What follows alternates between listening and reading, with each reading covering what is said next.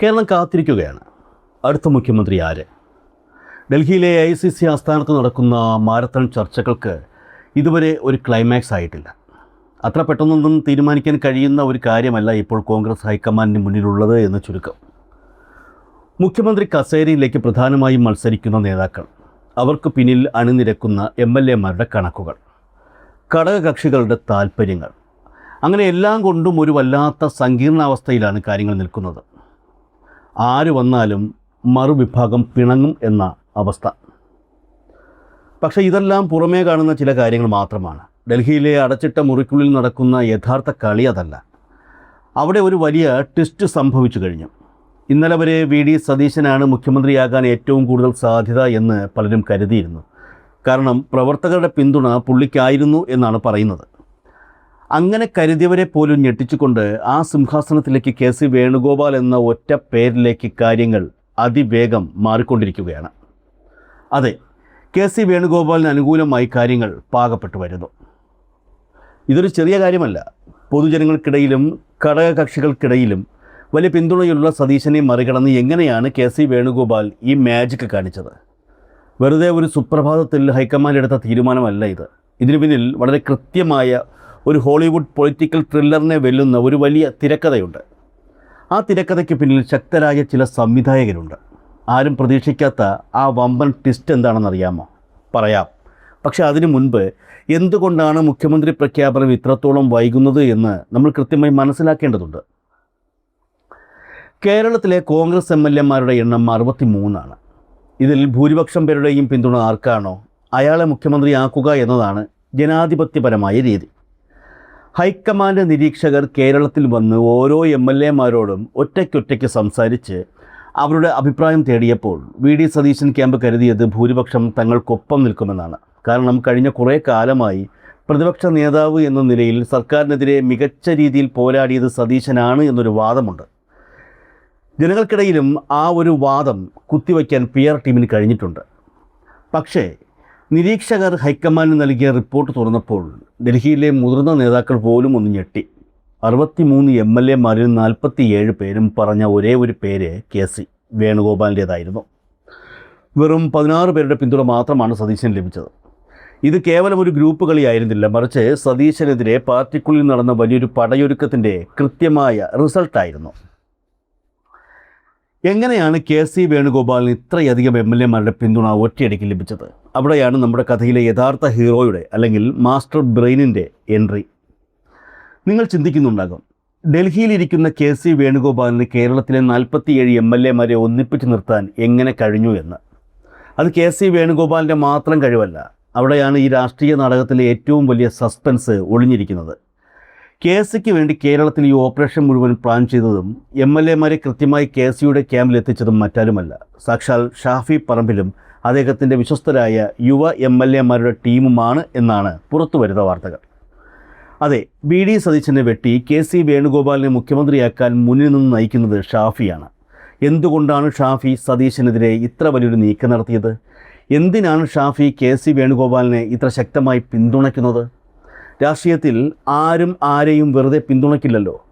ഈ ചോദ്യങ്ങൾക്കുള്ള ഉത്തരത്തിലാണ് കേരള രാഷ്ട്രീയത്തെ പിടിച്ചു കുലുക്കാൻ പോകുന്ന ഏറ്റവും വലിയ രഹസ്യമുള്ളത്. ഷാഫിയും സതീശനും തമ്മിൽ എന്താണ് ഇത്ര വലിയ ശത്രുത? അത് മനസ്സിലാക്കണമെങ്കിൽ നമ്മൾ കുറച്ച് മാസങ്ങൾ പിന്നിലേക്ക് പോകണം. യൂത്ത് കോൺഗ്രസ് സംസ്ഥാന അധ്യക്ഷനായിരുന്ന രാഹുൽ മാങ്കൂട്ടത്തിനെതിരെ ഉയർന്നു വന്ന ആ വലിയ വിവാദം നിങ്ങൾക്ക് ഓർമ്മയുണ്ടാകുമല്ലോ. ആരോപണങ്ങൾ ഉയർന്നപ്പോൾ പാർട്ടിയുടെ ഇമേജ് തകരാതിരിക്കാൻ എന്ന് പറഞ്ഞുകൊണ്ട് രാഹുലിനെതിരെ ഏറ്റവും കർശനമായ നടപടിയെടുക്കാൻ മുന്നിൽ നിന്നത് VD സതീശനായിരുന്നു. രാഹുലിനെ പാർട്ടിയിൽ നിന്ന് പുറത്താക്കുന്നതിലേക്ക് വരെ കാര്യങ്ങൾ എത്തിച്ചത് സതീശൻ്റെ ആ കർക്കശ നിലപാടായിരുന്നു. സതീശൻ അത് പാർട്ടിയുടെ നന്മയ്ക്ക് വേണ്ടിയാണെന്ന് പുറമേ പറഞ്ഞെങ്കിലും ഷാഫി പറമ്പിലിനും അദ്ദേഹത്തിൻ്റെ ടീമിനും അത് അങ്ങനെയല്ല ഫീൽ ചെയ്തത്. രാഹുൽ മാങ്കൂട്ടത്തിൽ എന്ന് പറയുന്നത് ഷാഫിയുടെ ഏറ്റവും വലിയ വിശ്വസ്തനായിരുന്നു, ഷാഫിയുടെ വലങ്കൈ. ആ രാഹുലിനെ വെട്ടി നിരത്തിയതിലൂടെ സതീശൻ യഥാർത്ഥത്തിൽ ഉന്നം വച്ചത് തങ്ങളെയാണെന്ന് ഷാഫിയും സംഘവും കൃത്യമായി മനസ്സിലാക്കി. പാർട്ടിക്കുള്ളിൽ തങ്ങളുടെ സ്വാധീനമില്ലാതാക്കാനും യുവ നേതാക്കളെ ഒതുക്കാനും സതീശൻ നടത്തിയ ആസൂത്രിത നീക്കമായിട്ടാണ് ഷാഫി അതിനെ കണ്ടത്. അന്ന് ഷാഫിയും ടീമും തീരുമാനിച്ചതാണ് ഇതിനൊരു തിരിച്ചടി കൊടുത്തിരിക്കണമെന്ന്. സതീശൻ മുഖ്യമന്ത്രിയായാൽ പാർട്ടിക്കുള്ളിൽ തങ്ങൾക്ക് പിന്നെ യാതൊരു റോളും ഉണ്ടാകില്ലെന്നും തങ്ങളെ പൂർണ്ണമായും ഒതുക്കുമെന്നും ഷാഫിക്ക് നന്നായി അറിയാം. അതുകൊണ്ട് സതീശൻ ആ കസേരയിൽ ഇരിക്കരുത്. അതിന് എന്ത് വില കൊടുക്കാനും അവർ തയ്യാറായിരുന്നു. അവിടെയാണ് കെ.സി. വേണുഗോപാൽ എന്ന തുറുപ്പ് ചീട്ടിനെ ഷാഫി പുറത്തെടുക്കുന്നത്. ഇനി പറയാൻ പോകുന്നതാണ് ഈ കഥയിലെ ഏറ്റവും വലിയ ഹൈലൈറ്റ്. ഷാഫിയും കെ.സി. വേണുഗോപാലും തമ്മിൽ നടന്ന ആ ഗിവ് ആൻഡ് ടേക്ക് ഡീൽ, അഥവാ ഒരു കൊടുക്കൽ വാങ്ങൽ. നിലവിലെ KPCC അധ്യക്ഷൻ സണ്ണി ജോസഫ് മന്ത്രിസഭയിലേക്ക് പോവുകയാണ്. അപ്പോൾ പുതിയൊരു KPCC അധ്യക്ഷന് വരണം. ഷാഫിയുടെ ഏറ്റവും വലിയ സ്വപ്നം ആ KPCC അധ്യക്ഷ കസേരയാണ്. കേരളത്തിലെ പാർട്ടിയുടെ കടിഞ്ഞാൻ സ്വന്തം കൈകളിൽ പിടിക്കുക. എന്നാൽ VD സതീശനാണ് മുഖ്യമന്ത്രിയാകുന്നതെങ്കിൽ അദ്ദേഹം ഒരിക്കലും ഷാഫിയെ ആ കസേരയിൽ ഇരിക്കാൻ സമ്മതിക്കില്ല. കാരണം അവർ തമ്മിൽ അത്രത്തോളം അകൽച്ചയിലാണ്. ഇവിടെയാണ് KSയും ഷാഫിയും തമ്മിലുള്ള ഒരു മ്യൂച്വൽ എഗ്രിമെൻ്റ് വരുന്നത്. നിങ്ങൾ എന്നെ മുഖ്യമന്ത്രിയാകാൻ സഹായിക്കുക, പകരം ഞാൻ നിങ്ങളെ KPCC അധ്യക്ഷനാക്കാം. ഇതായിരുന്നു ആ ഡീൽ എന്നാണ് കോൺഗ്രസ് കേന്ദ്രങ്ങൾക്കുള്ളിൽ തന്നെയുള്ള സംസാരം. KSയ്ക്ക് മുഖ്യമന്ത്രിയാകാൻ കേരളത്തിലെ MLAമാരുടെ പിന്തുണ കൂടിയേ തീരൂ. ഷാഫിക്കാണെങ്കിൽ യൂത്ത് കോൺഗ്രസിലും യുവ MLAമാർക്കിടയിലും വലിയ സ്വാധീനവുമുണ്ട്. അങ്ങനെ ഷാഫിയും ടീമും കൂടി തങ്ങൾക്കൊപ്പമുള്ള മുഴുവൻ MLAമാരെയും KSയുടെ ക്യാമ്പിലേക്ക് എത്തിച്ചു. അങ്ങനെയാണ് ഹൈക്കമാൻഡിന് മുന്നിൽ 47 എന്ന മാന്ത്രിക സംഖ്യയുമായി KC വേണുഗോപാൽ സതീശനെ മലർത്തിയടിച്ചത്. തിരിച്ച് KC മുഖ്യമന്ത്രിയായാൽ KPCC അധ്യക്ഷ സ്ഥാനത്തേക്ക് ഷാഫിയുടെ പേര് ഡൽഹിയിൽ അദ്ദേഹം ശക്തമായി ഉന്നയിക്കും. KC മുഖ്യമന്ത്രിയും ഷാഫി KPCC അധ്യക്ഷനുമായി വന്നാൽ കേരളത്തിലെ കോൺഗ്രസിൻ്റെ സർക്കാരും പാർട്ടിയും പൂർണ്ണമായും ഈ ഒരു കൂട്ടുകെട്ടിൻ്റെ കൈകളിലാകും. സതീശനും അദ്ദേഹത്തെ അനുകൂലിക്കുന്നവരും പൂർണ്ണമായും ഔട്ടാവുകയും ചെയ്യും. രാഹുൽ മാങ്കൂട്ടത്തിൻ്റെ വഴി തങ്ങൾക്ക് കിട്ടിയ പ്രഹരത്തിന് ഷാഫി നൽകുന്ന ഏറ്റവും വലിയ തിരിച്ചടിയായിരിക്കും ഈ നീക്കം.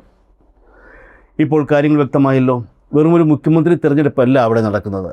പാർട്ടിയുടെ മൊത്തം കൺട്രോൾ ഏറ്റെടുക്കാനുള്ള വലിയൊരു ഗെയിം പ്ലാനാണ് ഷാഫിയും KCയും ചേർന്ന് നടപ്പിലാക്കുന്നത്. പക്ഷേ ഇത്രയൊക്കെ ആയിട്ടും ഹൈക്കമാൻഡ് എന്തുകൊണ്ടാണ് പ്രഖ്യാപനം വൈകിപ്പിക്കുന്നത്?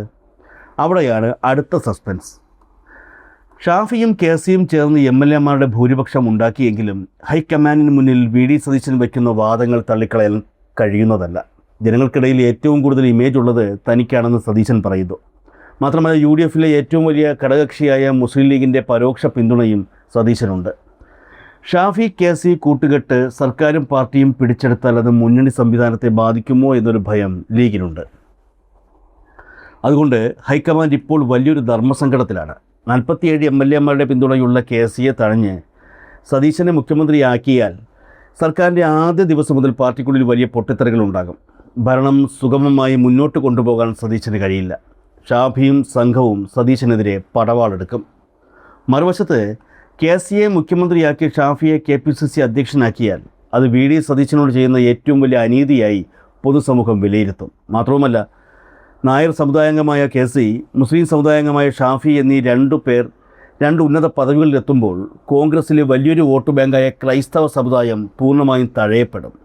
ബെന്നി ബെഹനാനെയോ ആൻ്റണിയെയോ പോലെയുള്ള മുതിർന്ന നേതാക്കളെ മാറ്റി നിർത്തിക്കൊണ്ട് ഷാഫിക്ക് KPCC അധ്യക്ഷ സ്ഥാനം കൊടുക്കുന്നതിലും വലിയ അപകടമുണ്ട്. ഡൽഹിയിൽ ഇപ്പോൾ മിനിറ്റുകൾ വച്ചാണ് കാര്യങ്ങൾ മാറിക്കൊണ്ടിരിക്കുന്നത്. സതീശൻ ക്യാമ്പ് അവസാന വട്ടവും ഹൈക്കമാൻഡിൽ വലിയ സമ്മർദ്ദം ചെലുത്തുന്നുണ്ട്. എന്നാൽ രാഷ്ട്രീയത്തിൽ എക്കാലത്തും വിജയിച്ചിട്ടുള്ളത് നമ്പറുകളാണ്, അഥവാ ഭൂരിപക്ഷമാണ്. 47 എന്ന വലിയ സംഖ്യ വച്ചുകൊണ്ട് ഷാഫിയും KCയും ഹൈക്കമാൻഡിനെ വരിഞ്ഞു മുറുക്കിയിരിക്കുകയാണ്. താൻ സ്വമേധയാ പിന്മാറില്ലെന്ന് KC വേണുഗോപാൽ തീർത്തു പറഞ്ഞു കഴിഞ്ഞു.